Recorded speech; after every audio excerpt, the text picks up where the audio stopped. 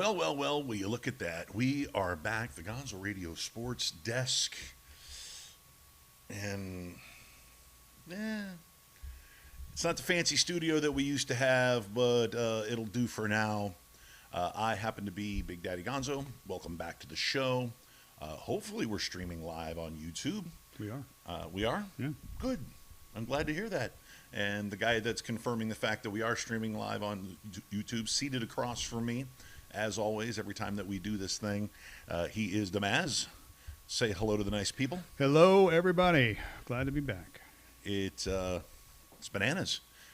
When we left, we were talking about sports starting, major sports, NBA, NHL. Actually, I think the NHL was just starting their. They were just starting their training camps. They were just starting their practices. What do you call hockey preseason? What? Well, I don't know. I'm asking. Like, what is there like? Football is obviously you have spring practice, you got OTAs, you got preseason. Listen, one thing I have to notice, one thing I have to pay attention to here is that you have a much better background. I haven't even opened the blinds here in the palatial new Gonzo Radio HQ condominium estate. But you have a much better picture behind you than I do. For some strange reason, this wall and this lighting, it just makes it. I mean, even without the hat, it makes me look, I don't know, green? Jaundiced.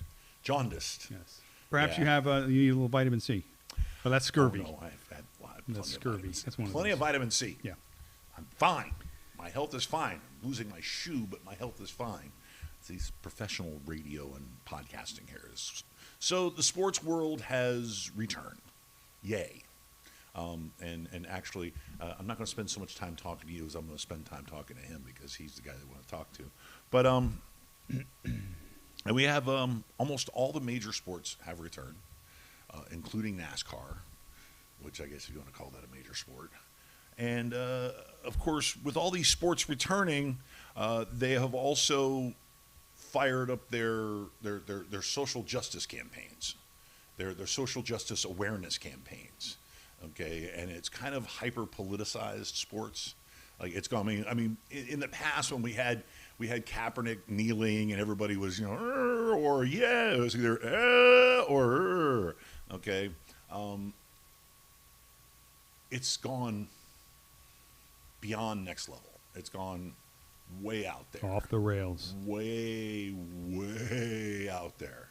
Now, I'm going to put my hat back on because... Go Heat. Go Heat. We'll talk about that later. It's a good time to be a Miami sports fan right now. Heck yeah. But one thing that we've noticed is that people seem to be trying to draw hard lines. They seem to be, you're with us or against us. And nobody wants... And that the problem... Then we both... No, because we're both. I wouldn't say we're diametrically opposite. We're not polar opposites. We're actually closer to the middle. Okay, whereas I'm a middle left, and I love a little anarchy. Okay, because I think that the most progress, although I wouldn't call myself a progressive, I think the most progress is made when the more people are made uncomfortable. I'm wondering if our sound levels are good. Are we getting any input on the chat rooms about our sound levels? We're not in chat. I'm in chat room YouTube, but I don't see anybody in there yet. Okay, well, I'm just hoping our sound levels because I mean we both have booming voices. My bars aren't going crazy, but now they are. I can see them actually jumping on the screen quite well. So hopefully it's going pretty well. But the hyper politicization, I mean, with all of the protests and the riots that have gone on. And the injustices are injustice. There are injustices. They just, I mean, it's been happening for a long time. I mean, how long do you expect people of color to fight for their freedom? They've been doing it for 156 years. Okay, and they're still doing it. But what we're seeing now is we're seeing a stubborn hyper politicization, a polarization that is bordering on the absurd. It's like a severe overcorrection is what it is. And it's basically on both sides of the perspective. Oh, no question. No, again, all it's doing is it's putting people at further distances between one another. Not willing to not only listen to the other side, we're not even talking about agreeing with the other side. We're not even talking about changing perspectives. Right. We're talking about just listening to something other than what you're projecting, what works best for you in your life, essentially. Right. And that's where you've lost the ability to have any sort of dialogue, any sort of understanding, and it's a me against you mentality. You mentioned that you're moderate left, and again with a little bit of anarchist to you. I am certainly moderate right that doesn't really like confrontation, but therefore more or less just like understanding and kind of empathy, stuff like that. Right. Not one better, not one worse, just defining who we are. Mm-hmm. That's where we've lost the focus, is to not only identify who we are and what we are and how we act and how we live our lives, but to have tolerance for different than what you are and what you bring to the table. That's out the window. There's no tolerance anymore. It's hypersensitive, hypercritical. If you don't fall in line with a particular perspective, you are labeled as such, whatever that such is. And again, there's just no clarity at all. It's just muddled mess. Right. And it's very unfortunate that we're in that. And obviously it's in our sports now too. We can't run from it in any way. Right. It's in everything that we do. It's in our political life, clearly. It's in our family life, clearly. There are stories, family feuds, divorces over who you're voting for. And now it's in our sports, and it's really to the point now where it's a make or break sort of mentality. It's going to be very interesting to see where it all plays out. And football hasn't even started yet. Their movement is coming, whatever their movement's going to be, and it clearly looks along the side of what we've seen already. There's a lot of just take whatever basketball has done. Okay, with the exception, I don't think the NFL is going to allow players to put Black Lives Matter or say her name or there was one Andre Iguodala from the Heat. He had one. What was it? Community economics, which is a really cool concept. I agree. That has been happening in every immigrant community throughout the history of this country is community economics. Okay, part of that is let's go back to New York, early 1800s, mid 1800s, okay, and even in the early 1900s. Okay, Hell's Kitchen, the Italian community. Mm-hmm. Okay, at one point Hell's Kitchen was a part of New York that you really didn't go to unless you spoke Italian. Okay, because it was Italians living in the Italian neighborhood, shopping at the Italian markets, okay, Italian-owned businesses. Well, there was a language situation. Right. There was a comfortability and that sort of thing, certainly. And that also happened with the Dominican neighborhood in the Puerto Rican neighborhoods sure. in New York, okay, and that was community economics. Okay. Well, Chinatown, another example that still exists today. Oh, yeah. I mean, that's still part of where we are now. And that's okay. There's no issue with that. Right. As long as you have tolerance for people coming into your communities and accessing your businesses. And the Chinese are hilarious. They're like, oh, you want to come to China, come to Chinatown, spend money? Yeah. No problem. I learn English. Yeah, I mean, it's called assimilation. So, and it's worked up to this point, I'd say. But, I mean, the outrage is that African Americans and people of color like African Americans still have to assimilate. They have some sort of assimilation problem. Yeah. But back to the polarization. I mean, that's and we're not here to have a sociology class, but the polarization really hit a high water mark when Colin Kaepernick first sat down during the national anthem. We didn't know how far that door was going to open at that point. Right. But it has swung wide. Double doors. Sure. It's and floodgates. And when he did it, my first reaction was, well, WTF? What are you doing? Yeah. You know, I mean, I'm an American. I'm patriotic. I stand for the. I mean, listen. Even when I hobbled my fat ass into a Miami Dolphins game with a knee brace on, okay. And I had to. It took me a good 30 seconds to stand up, but I stood for the national anthem. Sure. Okay, I did. I leaned back against my chair and went, you know. So, but the polarization really started with him, And by the way, for those of you who don't know or don't care to, or just have a hysterical reaction of, well, that's disrespectful to the flag and the cops and the soldiers and the, let's remember that a soldier who saw that and was a huge San Francisco 49ers fan, and he had a little bit of access. He had emails and everything, and he emailed and he got a phone number and called Colin Kaepernick and wanted to have a talk with him, wanted to have lunch with him and discuss what it was that he was protesting. This was after he sat down a couple of times and it started making national news. And he wanted to understand it. He goes, okay, well, totally understand what you're talking about. Okay, and I totally agree with the principle of your protest, your demonstration. But why don't you do this? Okay, why don't you take a knee instead? Because that's what you see every time you see somebody paying homage to a grave site of a soldier. Okay, and you see soldiers, and you see Marines in dress blues. You see guys coming in their BDUs and their fatigues, and they take a knee in front of that grave, and they put that flower down, and they say a prayer. Okay, so why don't you just take a knee? It's a little more honorable. It's a little more respectful. Okay, and he did. Not good enough. Yeah, well, not good enough for the hysterical crowd. Taking a knee at somebody's gravesite, again, it's prayer, it's a religious line. People have it's respect. It's religion. I mean, based upon my religion, you only kneel to God. Right. So, but more importantly, I totally get what you're saying. People have to understand. I think this is they have to realize that there are different perspectives on everything in life. Yep. And just because you have a different perspective, that perspective for that one particular issue or for a series of issues doesn't necessarily define you as a person. It doesn't necessarily suggest that you live your life in any particular way. Right. It just means that on that day, on that particular reason for you having that sort of action, that's how you decide to express it, to view it, to show it, to share it, to learn from it, to teach, to whatever it is, whatever angle it is that you're presenting for that particular moment. Right. I want to get away from so much of the fact of being okay with certain things, okay? Because I think that's where part of our problem is today, not just in sports, clearly politics and life. Right.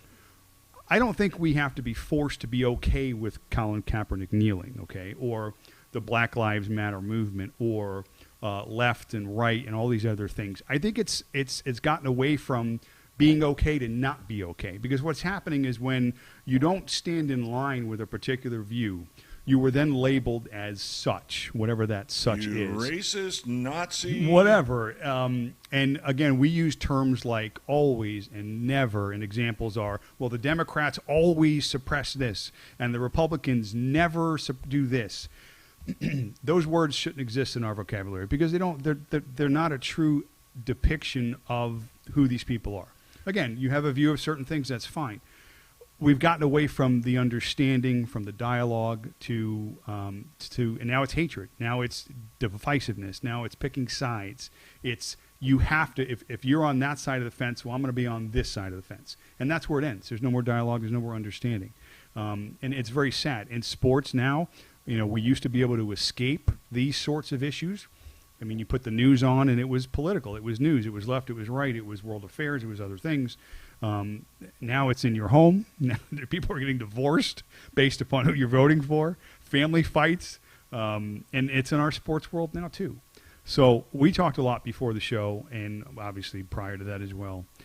My approach, what I like to get, my message is going to be this, is we're hearing a lot of stuff about these athletes and about these movements and about who they stand for and what they're doing and how it affects us and all this other stuff. I think it's hypocritical to pass a complete judgment on the athlete, using sports as the reference now, to say that, well, just because they have an opinion about such, I'm not going to watch, or that person is this sort of person or that sort of person. I think I'm going to burn my jersey. To me, it's hypocritical, okay? We're humans. We're imperfect. We have flaws. Jerseys are expensive, dude. There's no reason to take it to that extreme. I watch sports because I like sports. I played a lot of sports. Watching sports has given me the opportunity, being a part in the sports world, whether playing, watching, DFS, other things. I've built relationships, friends, family. I have great memories in sports my whole life, played as well. That's why I watch sports. I don't watch sports to break down the character of the athlete, the pitcher on a particular baseball team, the left tackle on a particular football team, even Kaepernick. Right. Well, I mean, you can say they're ugly or they're fat. Well, I mean, you can't. But whatever it is, that's not why I'm involved in sports. That's not why I put the TV on to this point. Right. I do it because I enjoy it. Okay, it's we don't know what other people are doing. You don't know what kind of lives our doctors are living. Hollywood right now is getting smashed in every direction. Yeah, we still go to the movies. We still turn the TV on. We still watch our favorite shows. And we don't have the same opinions about those people. But why? They're the same people as the athletes. The athletes play sports. That's their job. The actors are actors. That's their job. The doctors are surgeons or other things. That's their job. We need to become less critical on our fellow man. We need to become more tolerant on our fellow man. We need to be more understanding and acceptant of our fellow man. And know that we're different. We're all different. And we all do things based on what's best for us. When the lines should get blurred is when those things start to hurt other people or start to prevent other people from doing things that matter to them, that are important to them, whether it's religion, whether it's whatever it is, Black Lives Matter. Patriotism. Patriotism is another example with the flag. If you don't like somebody kneeling, it's okay to not like somebody kneeling. You're not a racist.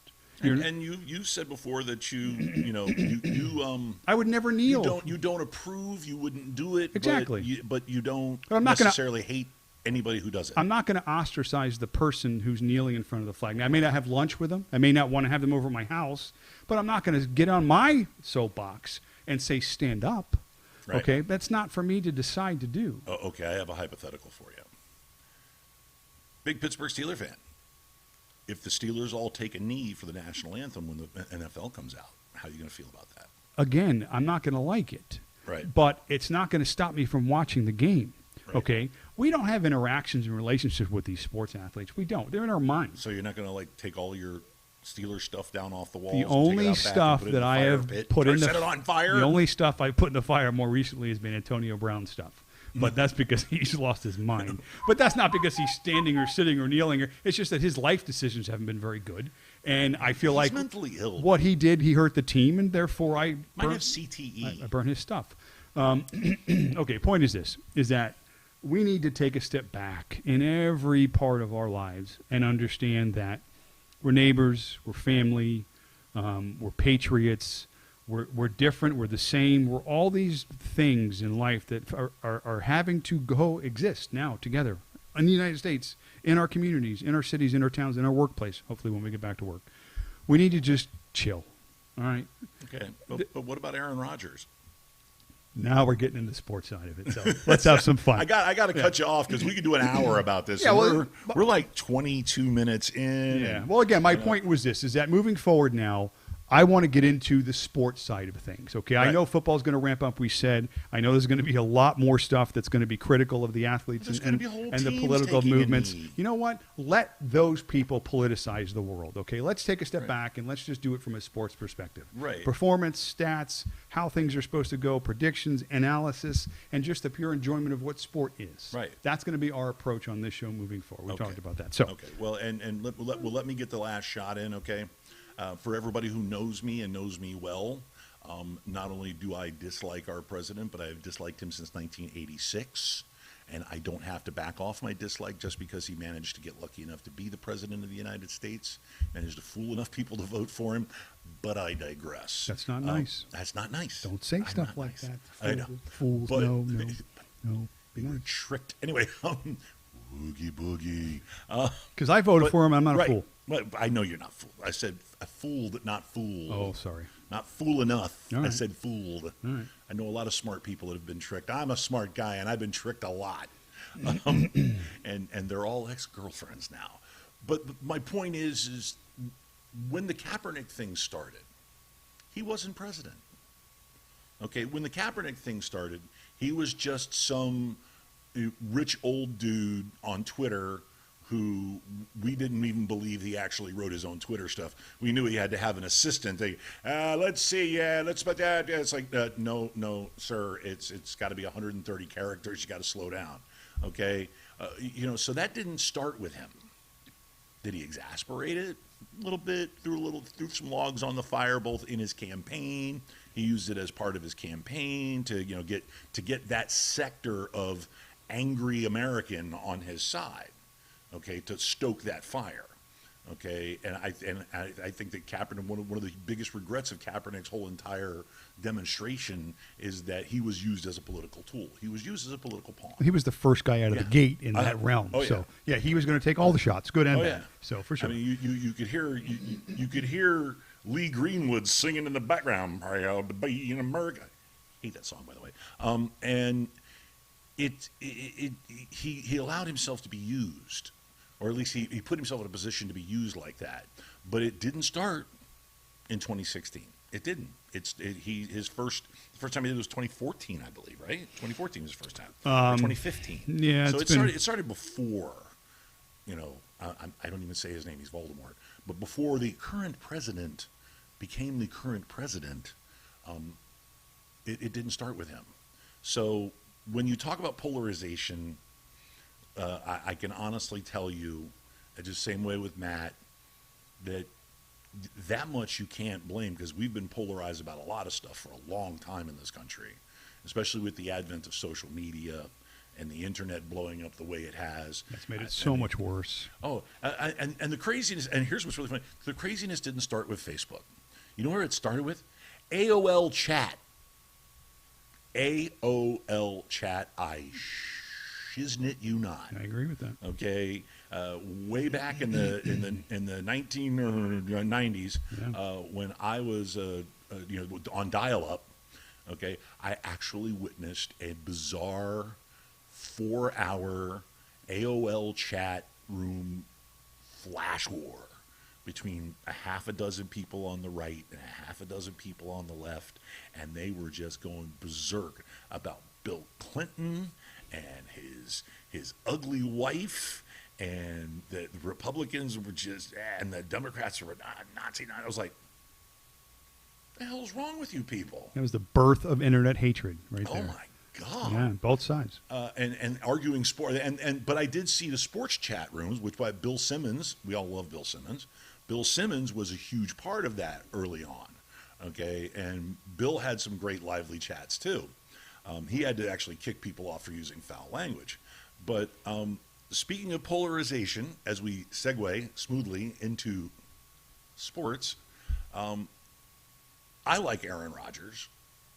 I think he's one of the greatest quarterbacks in the NFL today, and I think after the end of his career, he's going to go down as being one of the greats. He's almost certain to be a Hall of Famer if he retires tomorrow. Well, talent-wise, you're not a fan. Well, again, talent-wise, certainly you're right on.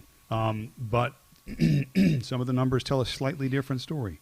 And I like my numbers. Got a number. I like my numbers. Crush Aaron Rodgers every show. I think when you make your bed, you have to lay in it. Clutch. You have to lay in it, and that's just how this goes. Granted, talent's never been an issue. Guy can make every throw. He's elusive. He's smart. But personality is another important quality in the NFL, just like you mentioned about our president.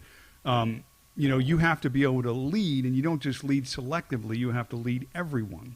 And apparently, at some point, this relationship between him, ownership, now new coach, and maybe other players as well, is starting to sour. I mean, maybe again, you can't just get by on talent alone. I think he's made people uncomfortable. I think, and again, whatever side you fall on, you can argue that, well, he's carried that team. And people will argue that, and I almost agree with that. Sure. Defensively, they weren't good for a while. They've never really established a really good run game except for last year. And last year was their best year. They went 13-3. Yep. Aaron Jones emerged on the scene, and they were good defensively, and they were a couple of plays away from the NFC Championship game. So that aside, numbers. I like my numbers. Yep. I'm going to give you two quarterbacks, okay, that have more fourth-quarter comebacks in their career than Mr. Aaron Rodgers. Ooh, let me guess. Let's see. There's a bunch, but I'm going to give you two that you wouldn't think are on that list. Tom Brady. Well, he probably is one of them for sure, but Derek Carr. Wow. I got another one for you. Ryan Tannehill. More fourth-quarter comebacks.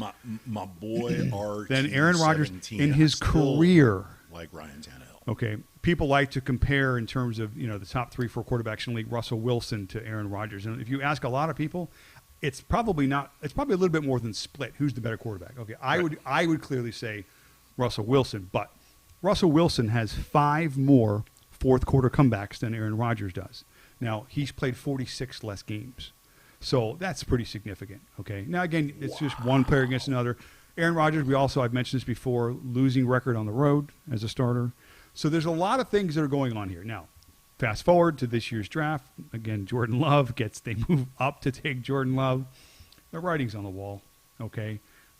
It's pretty clear to me that I think the overall direction of the Packers does not have Aaron in their future.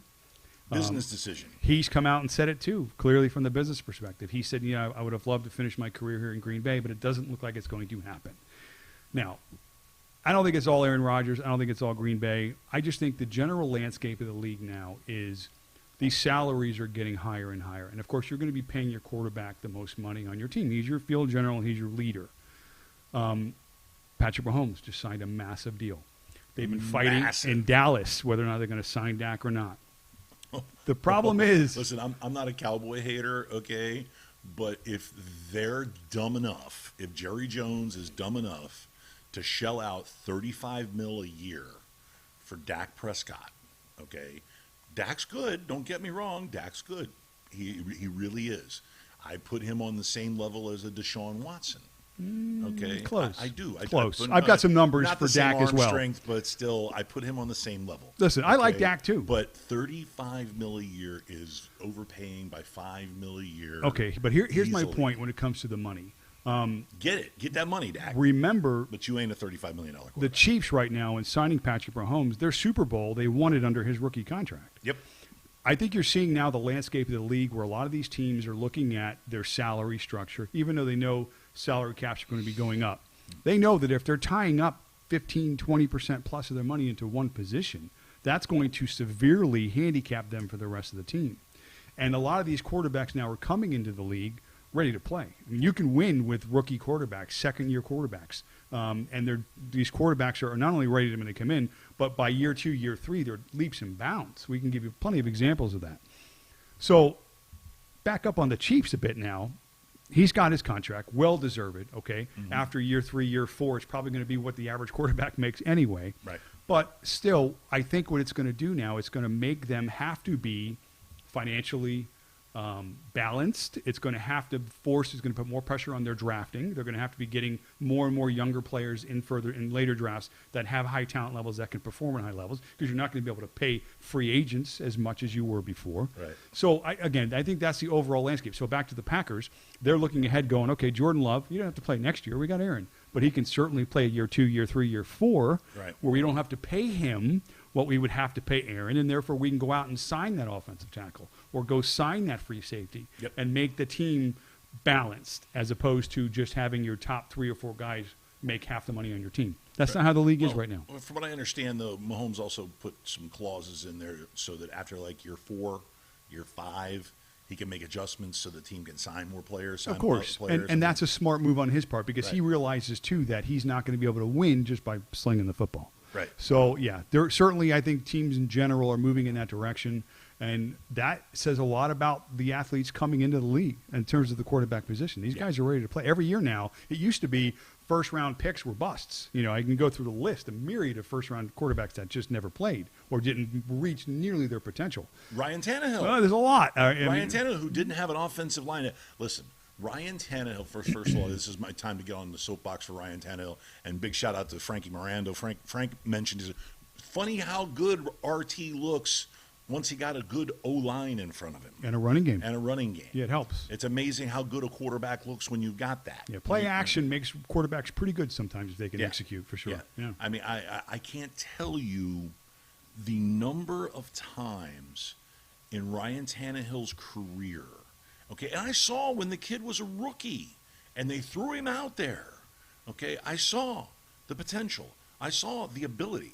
I saw that he didn't make the same mistakes twice. But the only problem was they kept sticking a patchwork offensive line in front of him. Or they kept changing offensive coordinators. They kept doing something stupid instead of giving a young quarterback stability within a system and give him the confidence to be able to know that he'll be able to drop back and in 3.5 seconds he can get rid of the ball without getting killed. Careful when you say young, though, because he was he 32 when they drafted him? No, so he was 32 when he drafted him. Anyway, he wasn't young. But no, you're completely right. It's about balance. It's about efficiency on the offense and the defense, certainly. Oh, yeah. So these players, for the most part, I mean, you can go back to even some of the, like, for instance, Patrick Mahomes last year, okay? Yeah. Drew Brees. For instance, he is the subject. Okay, but Drew Brees, going back and forth with Aaron Rodgers, Drew Brees threw more touchdowns than Patrick Mahomes did last year.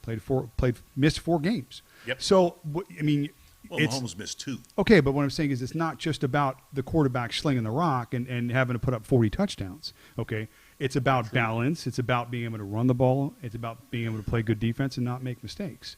Mm-hmm. So, overall, I think the landscape, the business side of football, is certainly you want to pay your players what they deserve, because otherwise there's a chance that they won't be there any longer.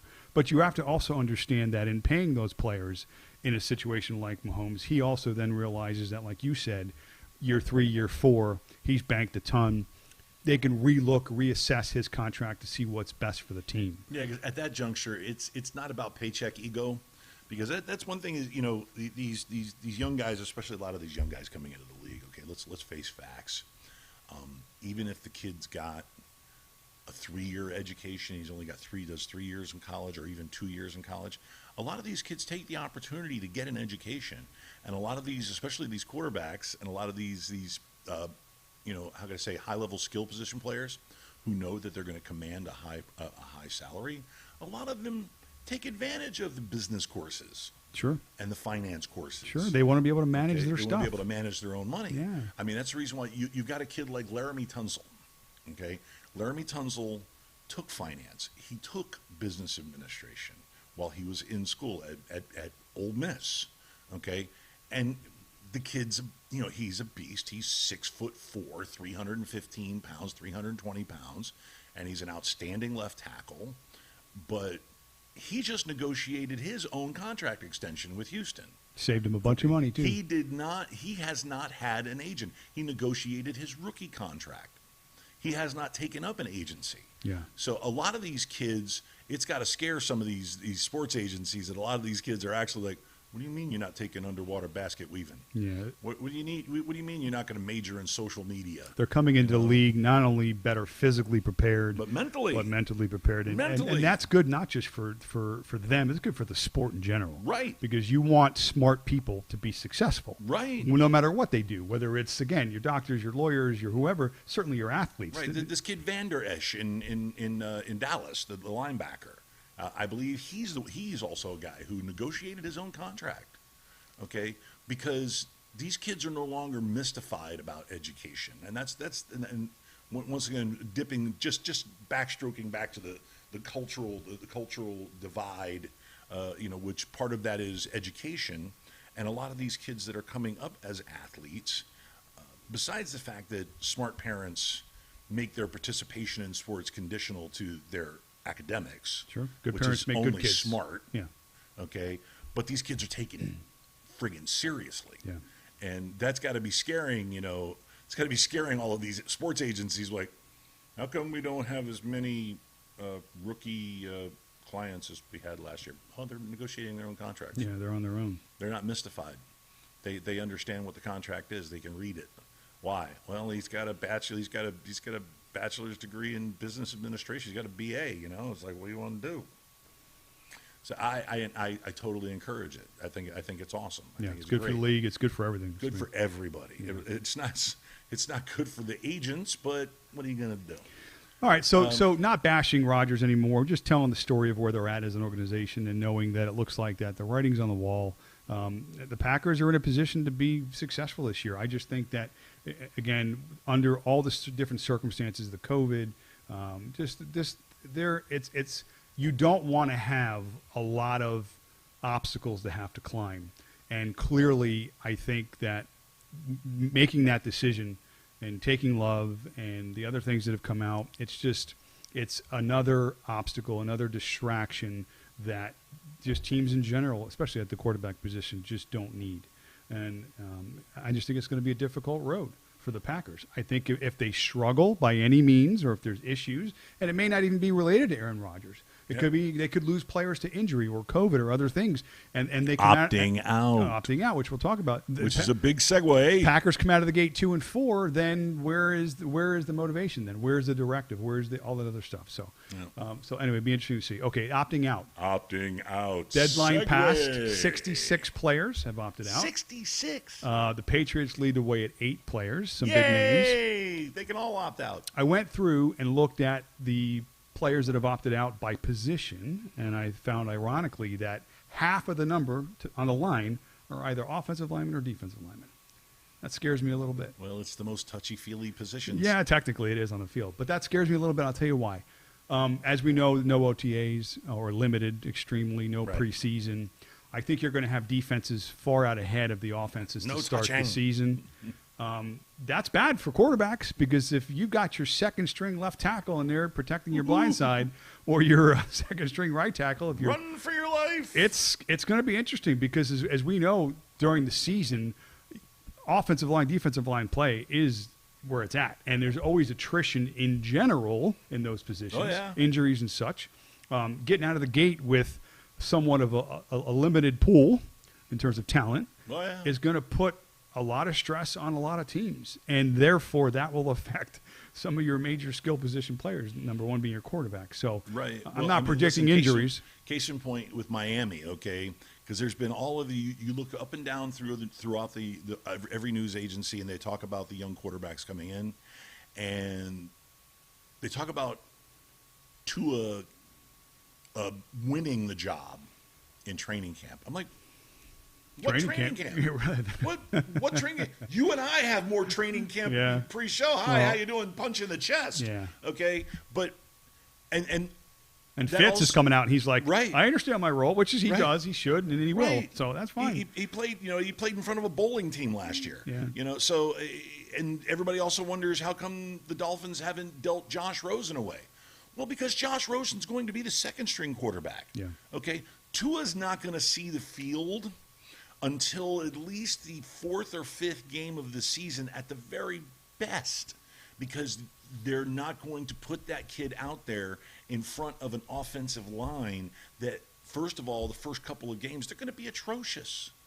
They're going to be atrocious. Well, they weren't very good to begin with anyway. But they're going to be bad. They upgraded the talent along that. But it's going to take time to gel. Through the roof. Robert Hunt is a legit right tackle. Yeah, but we talked about this too in terms of numbers. Austin Jackson is going to be a legit left tackle. It's difficult, and you don't see it very often, for teams that are so bad at one particular or many particular things to make that much of a leap to become good at something. But they and did the Dolphins, make a huge upgrade. Personnel-wise, for sure. And they had to, because they were like 28th or 29th in the league in terms of offensive line rankings. No, there's 32 teams. They were 34th. They were bad. So, granted, the Dolphins did what they had to do, but you still need to see what's going to transpire based on that. I missed my chance to play right tackle. They called. They left a message. I didn't call them back fast I got a call enough. to be a kicker. I don't get it. Yeah, exactly. Well, I mean, I didn't call back fast enough, and they got like a bouncer from the Cheetah to go over there. But it's still it's a matter of, they're not going to put, and you're going to see that also with the kid Justin Herbert in San Diego. They're not sticking him out in front of that offense. It doesn't matter who the offensive, Russell Okung, their left tackle, is going to retire. I think teams are going to be him out there with some replacement at left tackle. Teams are going to be careful based upon personnel, for sure. Yeah, I mean, listen, I can tell you for a fact. Okay, and we discussed this before. First of all, the defenses are going to go bananas. You're gonna come out. Never before in the history of fantasy football is drafting a good defense going to be this critical. Okay? They may go up 2 rounds universally in all drafts. Defense, 10th round, 9th round. We'll see. It's going to be critical, because defenses for at least the first 2, if not the first 4 games of the season, they are just going to. You're going to see a lot of 14-6 games. You're going to see a lot of 10-3 games, 10-6 games. Like the CFL. It's just going to be nuts. These defenses are going to be teeing off. I mean, teams with a lot of speed and a lot of continuity may do better. Some of the veteran teams that have been together a while, teams, sure. But I mean, these teams that are plugging in new players and plugging holes and making on the offensive side, it's going to be a challenge. It's going to be a friggin' nightmare. Now, 3 teams Pittsburgh, Atlanta, and the Chargers, everybody's in. They have no Right. players on those teams have opted out. Right. So, But the Dolphins advantage- have had Albert Wilson opt out. Yeah. They've had Alan Hearns opt out. I mean, they've had a couple of guys opt out. I mean, it's not as bad as the Patriots. We'll see how that works out. Yeah, but- so challenges for all the teams, a few more challenges for a few other teams, personnel-wise, and like we said, style of play. That will be dictated certainly based upon who's available and what kind of talent is available Right. at certain positions. I chuckled when the NFL came up with a deadline for opting out. I was like, I think that was a team deadline because teams need to know. right. I mean, a team But- itself is not going to call its own players out and say, listen, you got to decide now. Right. So the NFL had to get in front of that. They did a good job with that and saying, okay, today's the day because these teams have to prepare, at least on paper, Right. to see who they have and where the talent is and positional-wise, how they're going to, scheme for games. I mean, it's very important. Football's X's and O's. So Right. You got to know your X's. You got to know your O's. Yeah, well, I still, it's kind of like the same argument I have with people who they, I don't want to wear a mask. I'm not wearing a mask. Once again, the polarization, they politicize everything. It's like, you do understand that a virus is neither a Republican or a Democrat, and they don't care what you think. Yeah. They don't care what deadlines you put. They don't care what dates you set for accomplishing anything. The virus is going to virus. So when you get players that maybe have not opted out by that 4 p.m. deadline, they're going to opt out anyway. I mean, what are they going to be in violation of their contract? They're going to breach their contract. They just won't get paid. I mean, the other option is that you have, and like Frank has said here, players will be able to opt out if a family member gets COVID. I mean, they will be able to opt out. There And they are have probably they have those the pup sorts of list. things. Yeah. They have the pup COVID list. Yeah, too, I'm sure. so- Again, we don't have the agreements between the unions and the league in these sports, but under these circumstances, I am sure there are circumstances that may arise where you can opt out. I'm sure of it. That's just, I mean, otherwise the players probably wouldn't have agreed to it, and the owners wouldn't have stood by something so hardline. If your wife gets sick. Right. I mean, you can't go home. I mean, it's just ridiculous. It's crazy. So I'm sure that's in place. Again, these are challenges that we're seeing the other leagues have to go through. Baseball, obviously. The Marlins have missed half their schedule. The Phillies have missed half their schedule. Excuse me, that's one of the best teams in Major League Baseball. Right now it is. They're playing really well. They're winning some games. But they're all challenges that with nobody. football has the advantage to some degree of seeing how these things work out, break Right. down. So they're last to the party, and for once that's a good thing because they can kind of take advantage Sure. and gain some perspective Sure. on how things are going to work out. Well, I mean, listen, part of their system, part of their precaution system is they are strongly encouraging players, and let's remember that the incentive is you get to play.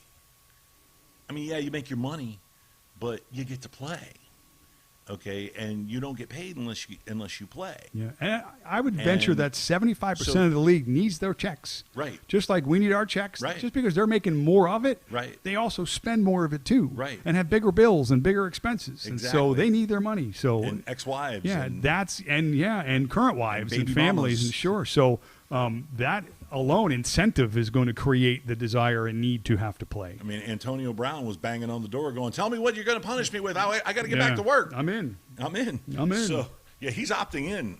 I mean, the incentive is there to play, besides the fact that you love to play and whatnot. Yeah, this is who sure, you are. sure. So they've incentivized these guys that you need to get your family, because they're all contact traced now, and they have to be honest. They need to get their family in order. They have to limit the contacts that they have with the outside world. They sort of have to self-quarantine when they're not in camp, period. You have to. It's your responsibility now, okay? We're not going to bubble you guys. We can't bubble you guys, okay? We can't bubble you like the NBA, the WNBA, the NHL. No. We can't. And the same goes for baseball. And baseball, speaking of the Marlins, okay, and the Cardinals, all right, you got guys that screwed around and went out to the mall. You got guys that screwed around and did this or did that, okay? And this is a disease, this is a virus that is Very contagious. Very contagious. I mean, I can't tell you the number of cases that I've seen where people have taken all the precautions, social distancing, okay, sanitizing everything, not going out, quarantining themselves for months at a time. Yeah, I'm sure Okay. many of the people that have, myself And they included, get it. have contracted it and They couldn't have. tell you how. And had no idea. Of course. I mean, that's why Okay. they've had to lock everybody in from this way to Sunday that you know, Right. that you've seen, that you've dealt with, that you've come across, that you park next to at a traffic light. Right. I mean, that's just what the Well, nature it of was the beast. real easy. Listen, it was real easy to figure out how you got it because you had two instances where you had high contact in close quarters with people. Lots of people. Okay, lots of people. One was an airplane, one was a flight. Well, I was at a volleyball tournament for my Right. daughter. There was 5,000 kids. Right. So yeah, it's the contract tracing was difficult. Just You on its were own. on an airplane twice. Yeah. You were at a volleyball tournament, Yeah. and then plus before and after that, you were at work. Yeah, I mean it's. I Just, mean, and let's face where we're facts. at. Nightclubs are where it is as Yeah. far as close contact in crowds. closed boxes You of know, germs. I mean, and your job was to say hello and be nice and show hospitality and shake people's hands. Okay, and yes, you and Alex and all the other guys used to make nightly trips, hourly trips over to the DJ booth and go, "Hey, you got any more of that hand sanitizer?" yeah. You know, if I charged them $1 for I'd make a little extra dough. But I love those guys, so I freely buy the half-gallon size. And but people like us, we're diligent about that shit naturally. And yes, I just cursed. Got to get a square jar. But we are, as a matter of fact, because we went through times in our lives in the business where we weren't as diligent about it. And what did we get? We got head colds. We got the flu.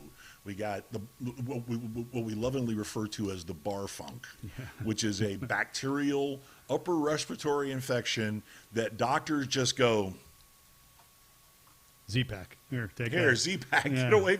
Okay, so we know, okay, but these young millionaires like Lou Williams, who violated the bubble, and he got appropriately punished for it. It cost him about $600,000 to go get chicken wings and a lap dance. Who knew that? Nah, there was no girls in the club at that point. Not directly. He lied. Yeah, but you know He what? lied. Stop it. Who Don't lie knew to those me. wings were that good? Yeah, those good wings. I know we'll all be going. $600,000 worth of wings. I know we'll all be going if I'm ever out there. Right? Yeah, man, shout out to Magic City. One more thing about the because we got a segue to, we have lots of other sports. Segway. Just a few of the big names that have opted out: Donta Hightower, Patrick Chung, Marcus Cannon, C.J. Mosley. Some of the bigger names that won't be participating this year in the NFL. Again, and this is just the beginning in terms of players that. Well, you're going to see teams that are just going to. First of all, you're going to see teams that are going to phone it in. They're going to phone it in. This is a lost season to them. They're not playing in front of their fans. You know, they may have. I mean, on paper, they may have. Even if if all things were normal, they may have been one of those 6 and 10 to 8-8 teams, middle of the pack teams. So you're going to see some of these teams. They're going to phone it in. They're going to end up 5-11, 4-12. Everybody, top 10 draft choice, and they'll set it up to go after it, get after it next year. It'd be interesting to see the records at the end of the year, how it plays out. You may not have many 8-8 teams. You may have a bunch of 11-5 teams and a bunch of 5-11 teams. Yeah, a bunch. Just to see how that plays out. A bunch. NBA. We got some NBA stuff. Wait, They're back. Let How about them Heat? Let me adjust my hat a little bit. Man, they're playing really well. Let's give credit to two young men who have really stepped up, and they are probably the reason why we have the most optimism for a really good run, and that's young Mr. Tyler Hero Playing really well. and young Mr. Duncan Robinson. Played well last night, too, despite the loss, but still Despite played the well. loss. Yeah. Yes, well, they were up against a desperate Suns team, and they were shorthanded. Yes. Shorthanded in the starting rotation, shorthanded on the back end. Even Kendrick Nunn wasn't playing. No, last he night. wasn't playing. So, No. I mean, they were down. Yeah, Robinson got the start. Hero Yep. got the start. Yep. Adebayo. Butler was out as well last night. Yes. So I think Kelly Olynyk was in there, and I think Jay Crowder got the start. Yeah, well, So- listen, no, Crowder's a regular starter. Okay.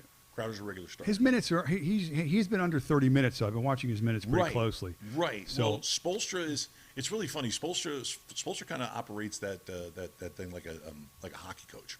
He sends out lines. That's true. He sends out teams. He sends them out 3 at a time. I'm a big Spoelstra guy. I mean, I just think, Yeah. I mean, in He's the our league, boy. he's not overrated. But if you took a poll of like the top 5 coaches in the NBA, of just the average sports fans, I don't think many of them would even list him, and that would be a crime because, in my opinion, he's like either 1 or 2 or 3. I look at you like you're dumb Yeah. if you don't list Eric Spoelstra as one of the top 5 coaches in the NBA. Yeah. I look at you like you never even heard of basketball. They Do you know what basketball is? They tie him into the championships because of LeBron and Dwayne and Bosh and how good the teams were. But listen, you still got to coach the guys. There's been great teams with great talent that haven't won. So that's not an indictment by Spoelstra just because Right. you have good players. Right. Well, listen, the collapse of losing those 3 players, first of all, for 2.5 seasons before Yeah. Wade came back. Yeah.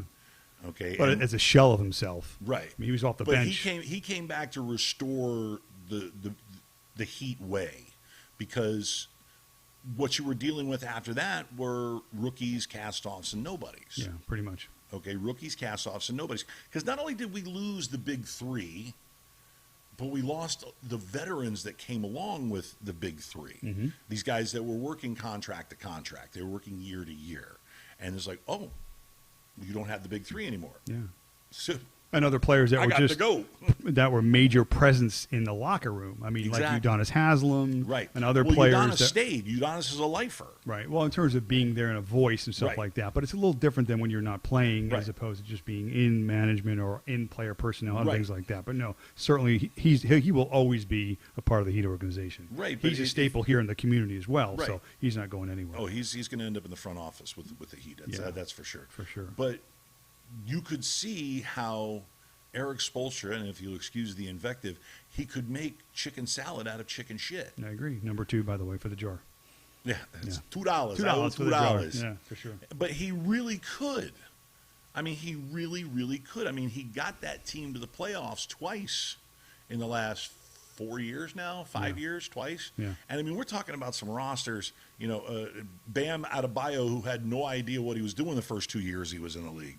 Just this big, gawky kid flapping around and flopping around and jumping around. He's an all-star Okay, now. he's an all-star now. Yeah. Why? Because they took the time to develop him.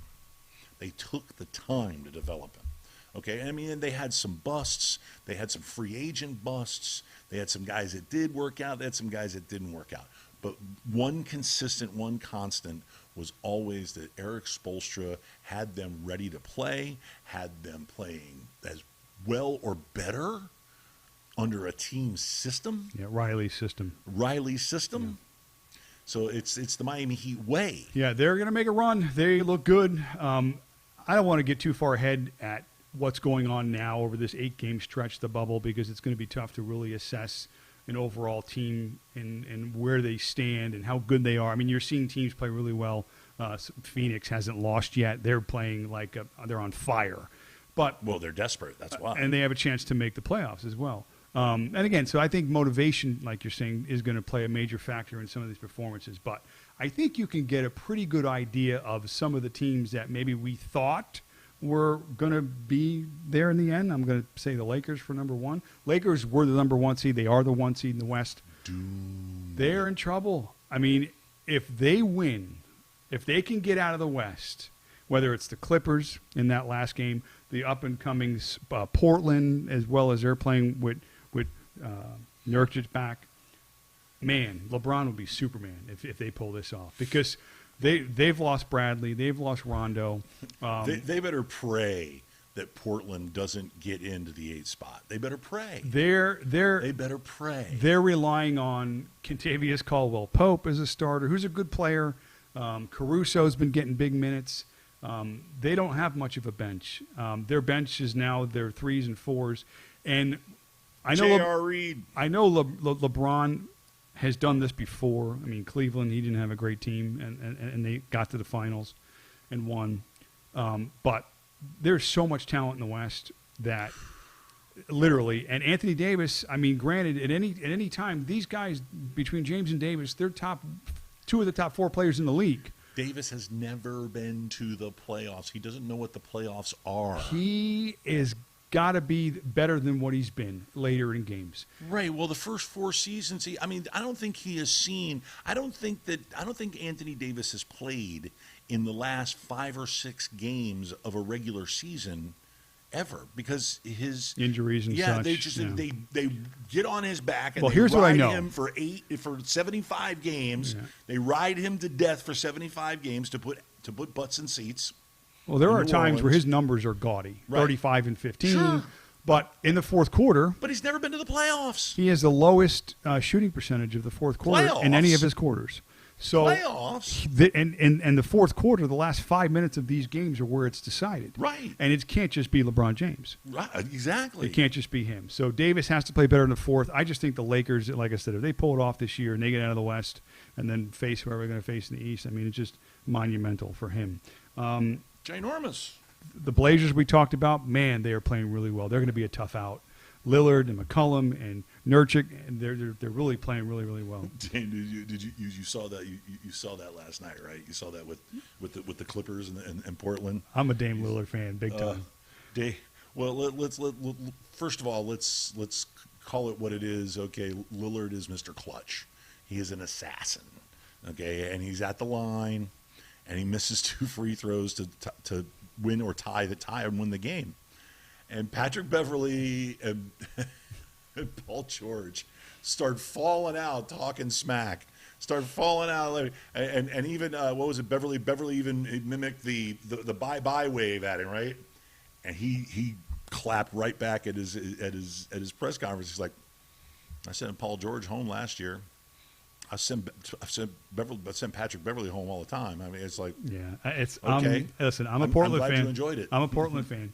Way out in the middle of nowhere, out in all the strife, and right now, especially politically.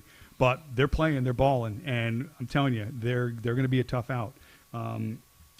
Phoenix, we mentioned, man, they're lights on fire. They're still a couple of years away. They're young and they're exciting, and they're not going to really make a lot Ayton's of. a beast. Oh my God, him and Booker. Booker had a game-winning Booker, shot against the Clippers. Listen, that team's going in the right direction. Certainly, some of their draft picks have hit.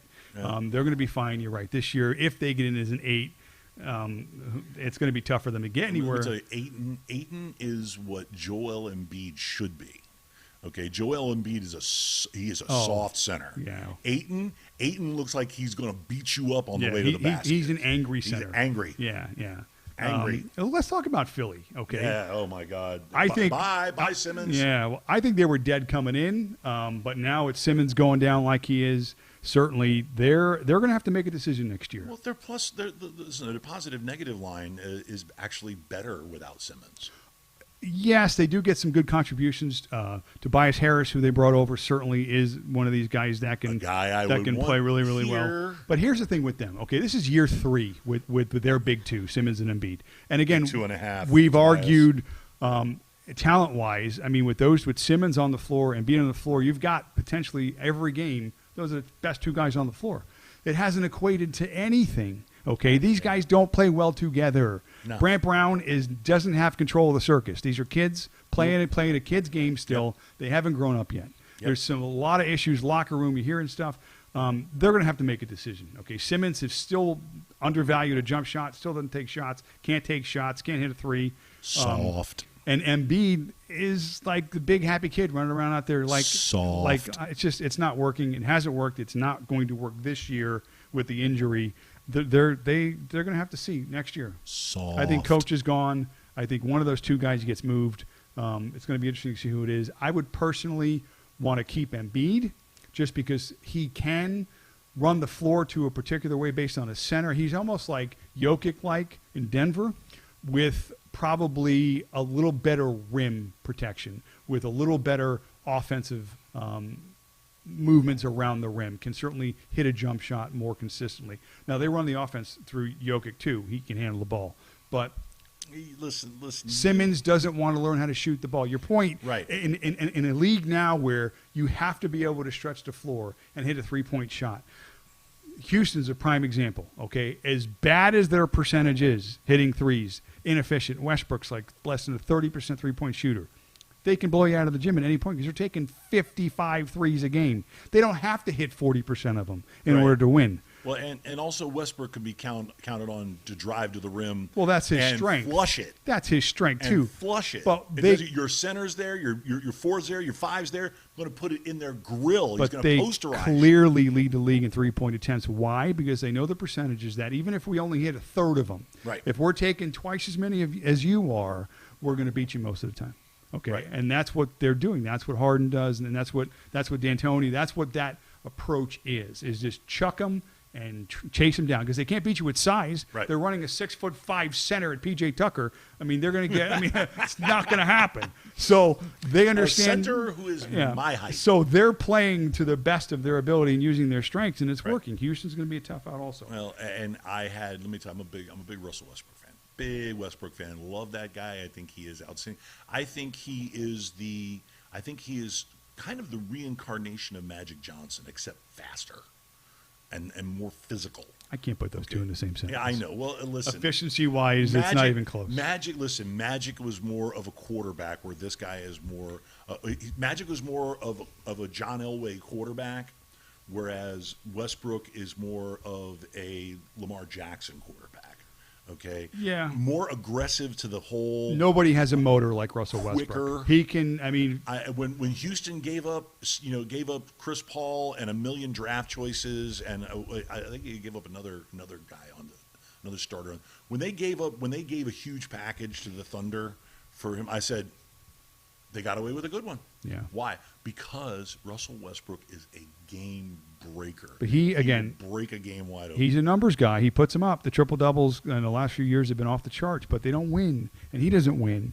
They're in a situation now. He's in his best situation that he's been in to this point in his career because he's got a 1A with him in Harden. Harden's a better scorer, and I think as the approach, like I said, their approach is just chuck them and throw efficiency out the window at this point, which has never been his strength anyway, and just basically just out hustle, outplay. And hope for the best, and it's working because they're going to be a tough out too. One more team I want to mention because they're somehow not in the conversation because they lost obviously Kawhi Leonard last year is Toronto. They're still balling, and they're going to be a tough out in the East. Nurse is a great coach. Oh, one of the best. He's like a Spoelstra. He's like, another again, Spoelstra, you put him on a list, and you're like, well, give me the best 3 or 4 coaches. He's not going to make many lists, but he should be for sure. Again, we mentioned minus Leonard. Lowry still, Siakam, Ibaka, Norm Van Fleet, they're all balling.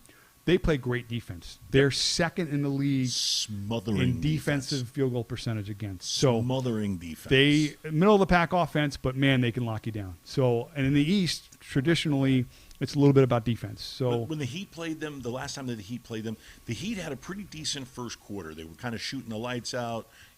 Robinson was hitting a couple of threes, and then all of a sudden, around the beginning of the second quarter, that Toronto defense just went, "You're done. Yeah, they can lock it down. You're done. You're done scoring." I think they had a 9-point second quarter. 9 points. They had 9 points. They were like 4 for 26. They shut them down. Yeah, they could do that. And defense in the playoffs. 4 turnovers, 5 turnovers. I was like, what the hell's going on? And it wasn't the Heat. The Heat are a fundamentally sound ball team. They're not dumb with the ball. Not at all. But when you have a team where you got 4 defenders who, I mean, even Van Fleet, who even though he seems like a smaller guy, he's 6'4". He can defend. He's got long arms. Yeah, they can all defend. They can all defend. They're fantastic. Yeah. So again, I hate them. We have another week left of the bubble, and then seedings will obviously kind of shape themselves. It's going to be interesting to see how they work out. There's a few teams that can move, can jockey positions and stuff like that.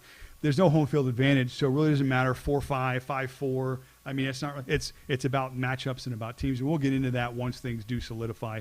But my overall takeaway to this point from what I've seen is the Lakers are not going to be a shoo-in in the West. Nope.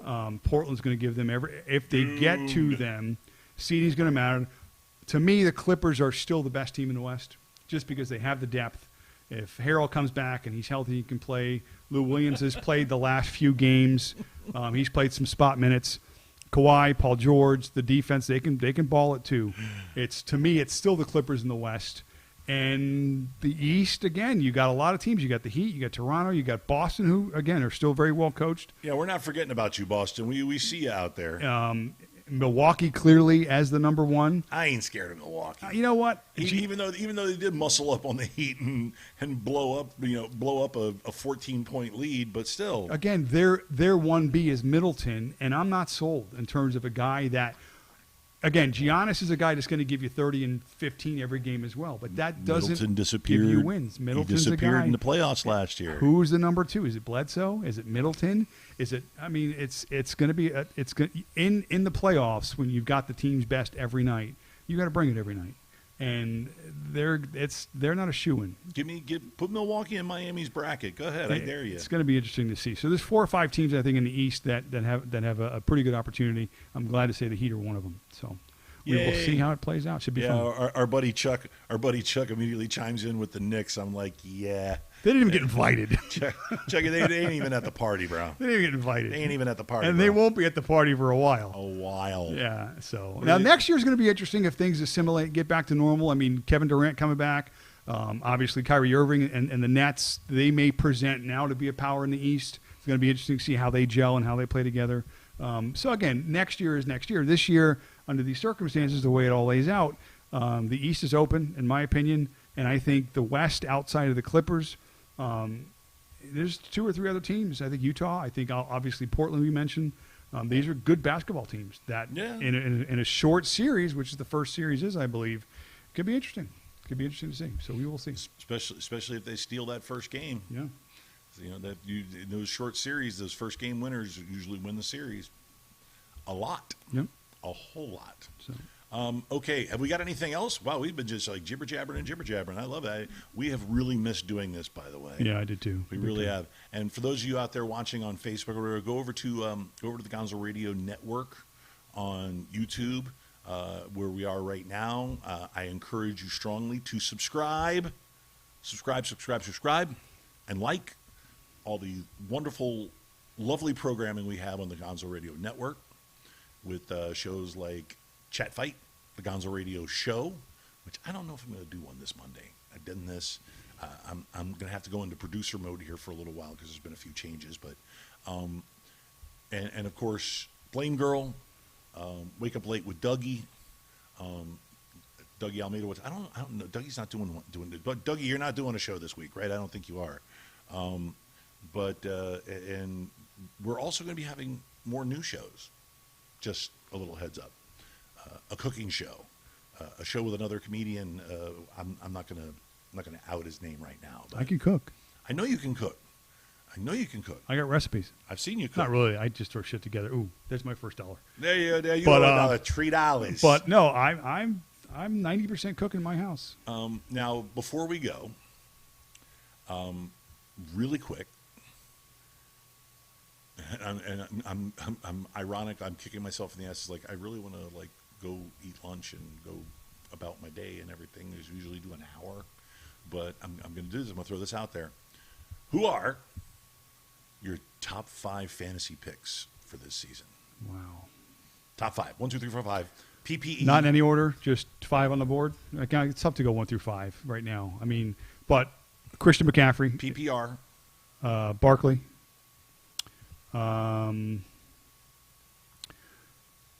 I have to see how Cleveland plays out. Look at the struggle on your face. I have to see where Cleveland plays out. The reason why I mention that is because of Nick Chubb.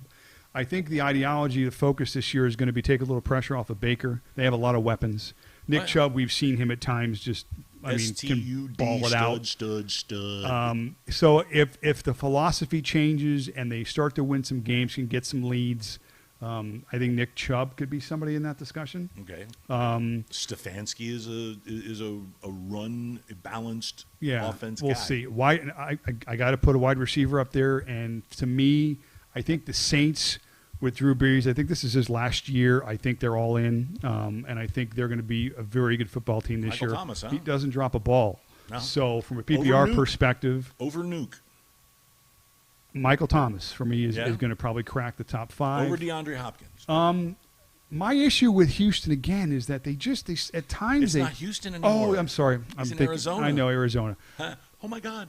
I'm more up on teams. No, I'm I more knew fantasy that. Players than the Mavs. I am going to win all my leagues this year. I defaulted to Deshaun Watson and how bad that offensive line is year after year. This ain't about Houston, man. The deal with them, listen, I'm a big Kyler Murray guy, and I think they're going to do really well this year. I think he's another guy. We mentioned second-year quarterbacks that take that next step. Right. And he's one of them. He broke the top 100, by the way. Yeah, I Carson know. Wentz Oh, didn't. yeah. Kyler Murray did. Oh, yeah. Which I have a deal with, but anyway. It's next week's show. That's next week's show. They have weapons. They have weapons. And Hopkins, again, I'm not putting him in there only for the fact that it's new. The system is new. There'll be a few weeks for some acclimation. Okay. I don't know how long the season's going to be. Hopefully they play all their games. So that's your top 5. He's probably just inside, maybe just outside the top 5, but certainly the 4 or 5 guys I mentioned, they're definitely in there. But again, Chubb's a question mark. He's a guy that could make or break your team. I mean, he's a guy that if he's a guy that runs for 1,400 yards, gets you 10, 12 touchdowns, I mean, and you got him in the middle of the second round, he's probably going to help you win. Okay. So if you want to risk out and reach out and get him early, then I wouldn't have a problem with that. Got another one for you. Go. Who do you pick first, Jackson or Mahomes? And where? You know I'm not quarterback early guy. I know. And you know neither of those guys are going to be on my team. I know. I'm fantasy torturing you right now. So if I had to pick, it would be probably going to be Lamar Jackson. If you were the average quarterback-centric schmuck. Probably Lamar Jackson. And just because he brings the stability of the rushing to the game, obviously the points you could accumulate, the rushing touchdowns. Right. Patrick Mahomes last year, like we mentioned earlier, I think he had 26 passing touchdowns. Right. And he's not running the football like you would think he would. He's not that guy. He was like 14th in rushing for quarterbacks last year. Why would they want him to, especially now, making $1 billion? They don't want him out of the pocket, okay? They don't want him running all over the field. No. So the Chiefs will score points. They'll play a little defense. To me, just for pure upside, I think it's going to be Jackson. He's going to be the number 1 overall quarterback pick? Oh, yeah, no question. Where would you pick Aaron Rodgers? Pick him where? To do what? To do what? Wash your car? Give you an insurance quote? I would consider taking Jordan Love ahead of Aaron Rodgers. So wow. No, I'm just kidding. I would never do that. Listen, Aaron Rodgers, he's got something to prove this year too. I mean, I'm banging on him. Like I said, 13-3 last year. He put up some good numbers. Same guy's coming back. Devontae Adams is a beast. So, I mean, Rodgers will probably fill in somewhere in quarterbacks 3rd, 4th, 5th best stats-wise. It's going to depend on value. Okay. First defense off the board. And where? Man, the Considering Ravens. how dominant defenses are going to be in the first half of the year. Yeah, again, I'm not defense guy. I'm not first defense taken either. So, and where? I mean, somebody, average, dumb fantasy guy is going to take a defense in the 8th round this year. I'm not. I'm last guy off the board for defense. But probably the Ravens, I would say, just because they're so balanced and because they do, even though they have Lamar Jackson, they run the football so well and they get such big leads. Last year, they won 5 football games by 21 points or more. So when you game script that way and your defense has got their ears pinned, you create turnovers, and that's how you get points a couple scored. of free agents, though? I'd have to go through the rosters. They're by far, I think, talent-wise, 1 or 2 in all of football. So, and they're a defensive team. So to me, it's the Ravens' first defense off the board.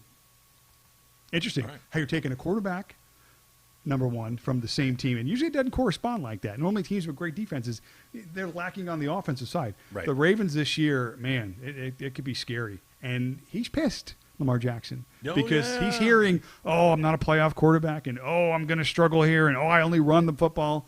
I think they're an angry football team this year. Disrespect. And they got the right coach to help them stay angry. So to me, it's interesting. I think Ravens and I think Lamar Jackson. I think that's the first time that recipe may actually make a good meal as a prelude or something to your cooking show. To my cooking show. All right. Well, we're going to say our goodbyes for now because, and by the way, Calais Campbell is going to be the big difference maker for that Baltimore defense. He is a monster. They were already pretty good. And now they put Godzilla in the middle of the defense. Yeah. So, okay. So, on behalf of myself and Damaz, thank you very, very much for watching. And we are going to be back again next Sunday. Probably going to look a little different because this is weird. This is a weird setup, and I've got the camera on you for some strange reason. I'm talking to the camera, and it's not even on me. But yeah, this setup is a little weird, a little disjointed. But you know, we just changed locations, so we'll fix. We'll make it right. We'll make it better. Probably turn it this way. But yeah, be sure to tune in every week, 11 a.m. I'm sure we're going to be very fantasy football centric next week. We're getting closer. It's almost there. Yeah, we're getting closer. I am now committed to 3 leagues. My apologies to Danny Heimbender. I'm probably not going to play in your league. I will play in our club league, even though our club isn't open. I will be playing in our club league. I will be playing in the Screwy Louie Football League because it will be our 30th anniversary. Wow. And I will be playing in a stand-up comics league where the penalty for coming in last is you have to do a spoken word 5-minute set that is going to be written by the other comics. That's funny. So I'm being accepted into the stand-up comedy world through fantasy football. That's a big step. And I keep telling them I don't know shit. That's funny too. That's funny. I don't know nothing about fantasy football. I don't know nothing about fantasy football. I don't know anybody who knows anything about fantasy football. The Guru's Guru and Damaz. Oh, that's right. And, yeah, I don't know anybody. And I don't ever win championships, right? I've never seen you win one. By the way, I'm taking that belt this year. No, you are not. It's staying here. That's my belt. The champ is here. When we moved, and he is staying here. We should. My belt? It's around here somewhere. It's in your room. I saw it. Oh, okay. See? Don't worry about He it. covets my shit. We there you go, 4. Oh, we should have just put the belt in my truck. No. And then, therefore, I could have at least got a head start on. No, okay. No. It made the move. It is out where everyone can see it because you obviously saw it. And the champ is here. But anyway, make sure that you go to our Facebook page, our Facebook fan page, our Facebook group page, Gonzo Radio Sports Desk. Like it, join it, love it, know it. Also, YouTube. Once again, the Gonzo Radio Network. Also, www.gonzoradionetwork.com. Go ahead and subscribe to that, too. Get on the email list. Business is about to start picking up even more. Okay, so be part of that subscriber unit. Be part of that email list for whatever shows you like, whether it's this show, whether it's Chat Fight, whether it's the Blame Girl podcast, whether it's Wake Up Late with Dougie, whether it's any of our new shows that are coming out. Make sure you are ready for it because we're coming with it. We're coming with it. The upheaval of the summer has given way to rebuilding. And I'm not even rebuilding, just rededicating, restarting, refocusing. So that's happening. All right, so on behalf of myself and the Maz, say goodbye to the nice people. See ya. And we will catch you peoples. Oh, wait, I have to put the ender up. We'll catch you guys next week here on the Gonzo Radio Network. Bye-bye.